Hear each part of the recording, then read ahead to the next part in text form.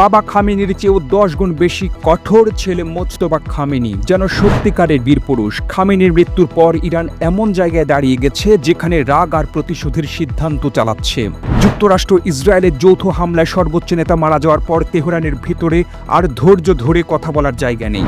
এখন সবাই চাচ্ছে বড় জবাব, দ্রুত জবাব, ভয় ধরিয়ে দেওয়ার জবাব। এই পরিস্থিতিতে যদি খামেনির ছেলে মোজতবা ক্ষমতার সামনে চলে আসে তাহলে কূটনীতি আরও পিছিয়ে যাবে, সামরিক সিদ্ধান্ত আরও সামনে আসবে, আর পুরো মধ্যপ্রাচ্য নতুন করে আগুন জ্বলবে।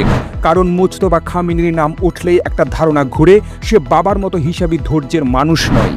সে বেশি কড়া, বেশি কঠোর, আর ক্ষমতা ধরে রাখতে গেলে আরো ভয়ঙ্করভাবে নামবে। খামেনির মৃত্যুর পর ইরানের ক্ষমতার ভেতরে যে নড়াচড়া শুরু হয়েছে সেটাকে এখন সবাই উত্তরসূরি যুদ্ধ হিসেবেই দেখছে। এই সময়টাই সবচেয়ে বিপজ্জনক, কারণ দেশের ভেতরে নিরাপত্তা বাহিনী, গোয়েন্দা বলয়, কট্টরপন্থী গোষ্ঠী সবাই একসঙ্গে শক্ত অবস্থান নেয়, কেউ ছাড় দিতে চায় না। এই ভেতরের খেলায় মোজতবার নাম বারবার আসে, কারণ দীর্ঘদিন ধরেই তাকে পর্দার আড়ালের শক্ত মানুষ হিসেবেই বলা হয়।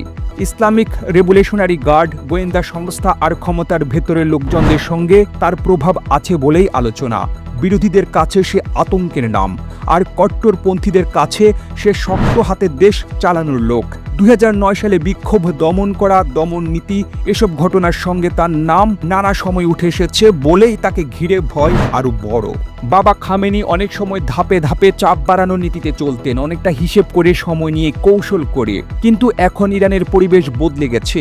শীর্ষ নেতৃত্ব আঘাতের পর প্রতিশোধের তাগিদ এতটাই তীব্র যে নরম করে কথা বলার জায়গা ছোট হয়ে গেছে। সাম্প্রতিক মিসাইল আর ড্রোন হামলাগুলো নিয়ে ধারণা করা হচ্ছে, সিদ্ধান্তগুলো আরও কঠোরভাবে নেওয়া হচ্ছে, এবং এর ভেতরে মোজতবার ভূমিকা থাকতে পারে। যদি সে সামনে আসে তাহলে ইরান আরও আক্রমণাত্মক হবে, প্রক্সি নেটওয়ার্ককে আরও শক্তিশালী করবে, আর যুক্তরাষ্ট্র ইসরায়েলের সঙ্গে সংঘাত আরও বড় হবে। কারণ তখন শেষ কথা হবে শক্তি দেখানো, সমঝোতার চেষ্টা কমে যাবে। এই বদলের প্রভাব শুধু ইরানে থাকবে না, লেবানন, সিরিয়া, ইয়েমেন, ইরাক, এসব জায়গায় ইরানের যে নেটওয়ার্ক আছে সেগুলো আরও সক্রিয় হয়ে উঠতে পারে। উপসাগরীয় দেশগুলোর উপর চাপ বাড়বে, কারণ যেখানে উত্তেজনা বাড়ে সেখানে বন্দর, বিমানবন্দর, তেল অবকাঠামো সব ঝুঁকির মধ্যে পড়ে। একই সঙ্গে পারমাণবিক কর্মসূচি আর বিশাল মিসাইল ভান্ডার নিয়ে পশ্চিমা উদ্বেগ আরও বেড়ে যাবে। নতুন নেতৃত্ব যদি কঠোর হয় তাহলে নিষেধাজ্ঞা, পাল্টা চাপ, সামরিক প্রস্তুতি সবই বাড়তে পারে, আর এতে আগুন আরও ছড়িয়ে পড়ার সুযোগ তৈরি হয়। প্রতিবেদনটি তৈরিতে তথ্য ও উপাত্তের সাহায্য নেওয়া হয়েছে নিউজ পোর্টাল বার্তাবাজার থেকে। এই ভিডিওটি আপনি বাংলাদেশের কোন জেলা থেকে দেখছেন আমাদের কমেন্ট করে জানিয়ে দিন।